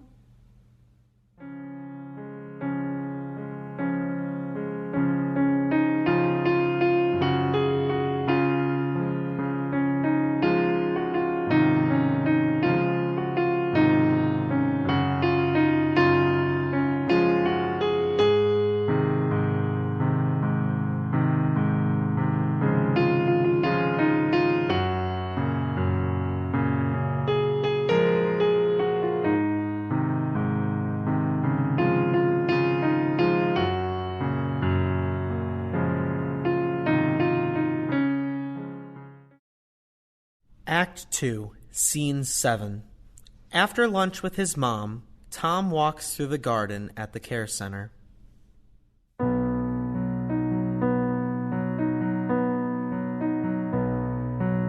In this garden, in this sunshine, your true light. Now I know how to see. She is still here with me, just as she will always be. Oh God, she is still here with me. Through all the losses, through all the pain, the light of her spirit sustains. She is your child. She is my mother. She is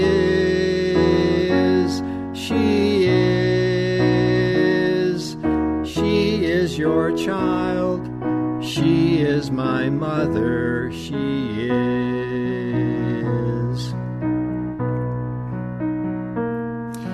This moment with her was a gift, giving care to her as she did for me, being present with her, and knowing she still knows me. Now I can see with my heart that connections are possible. I feel every joy and every sorrow, and give thanks for another tomorrow with her. She is your child. She is my mother. She is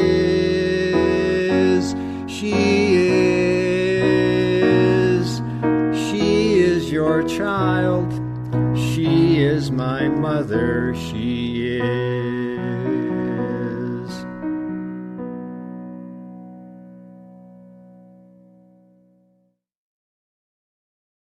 Act 2, Scene 8. The next Sunday at Mass, Tom is giving the homily. His posture is upright. He is upbeat and engaged with the congregation. This morning in Luke's Gospel, we hear the familiar parable of the Good Samaritan. Since the Samaritans and the Israelites were enemies, having the words good and Samaritan in the same sentence was a shocking combination for early Christians. It invites what is called a reversal in thinking. Reversals in thinking have the potential to enlighten us if we allow our older worldview to shatter, and if we accept the challenge to re-image how we might live.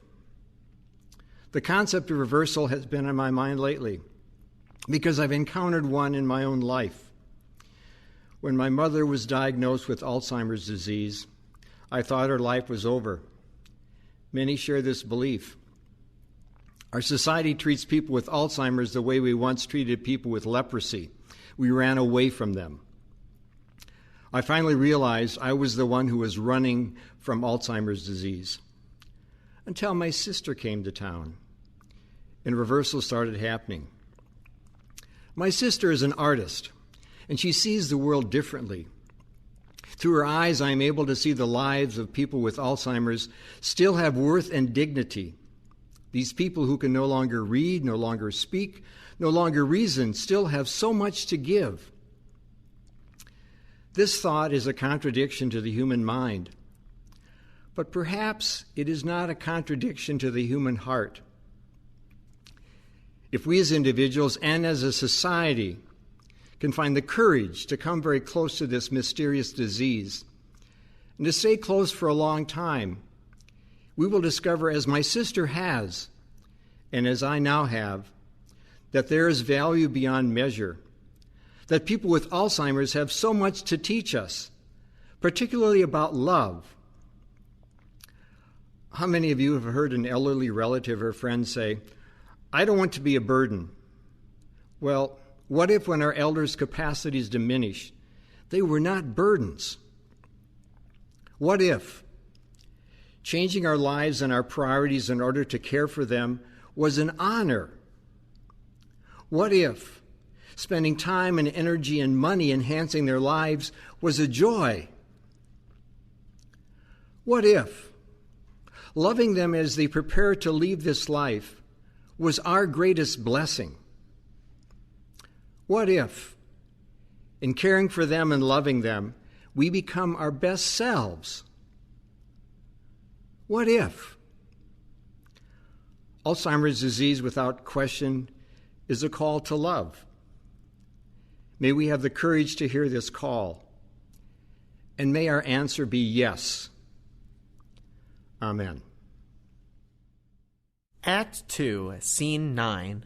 It's another day in the activity room at the care center. Kathy and Danny are gathering the residents for an activity.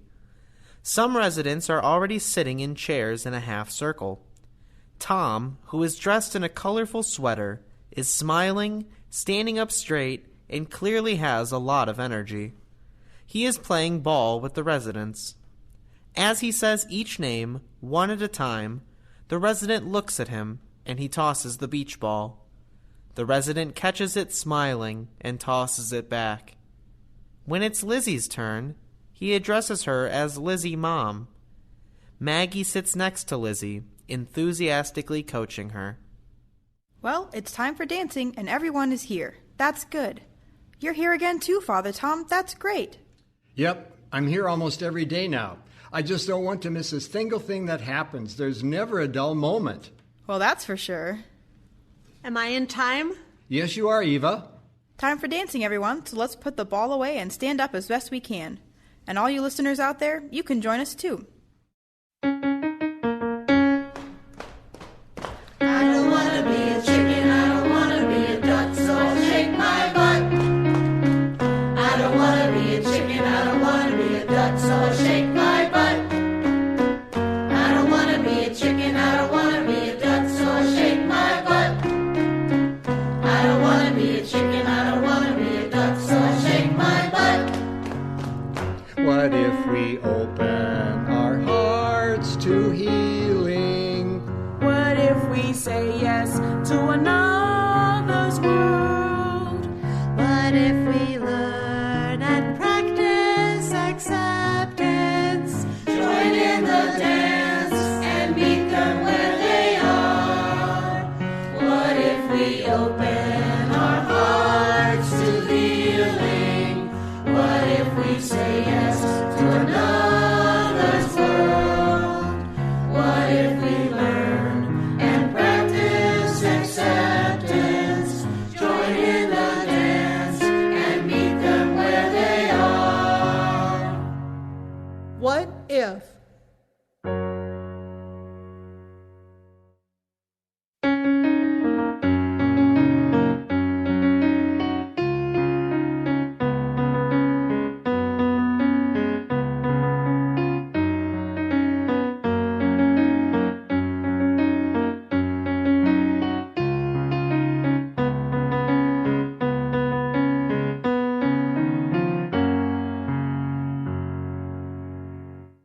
Well, I hope you enjoyed the play. I know I sure did, and I hope you will join us on September 17th. At the same time, we're going to have the cast and crew with us to do a talk back, and we'd love to hear your thoughts as well. In the meantime, please like, click, and share this with your friends and sphere of influence. And also, don't forget to go to alzheimerspeaks.com. That's our main website where you can find lots of resources. Enjoy your week. Bye now. Well, hi, I'm Lori LeBay, and I wanted to tell you about Alzheimer's Speaks, which is another great podcast. You see, my own mother lived with dementia for 30 years, and I felt lost. Did you know every 3 seconds someone in the world is being diagnosed with dementia? Odds are it's going to hit your families too. We want to help you connect to services, products, tools, research, and stories so you can be prepared. Please subscribe to Alzheimer's Speaks on your favorite podcast platform.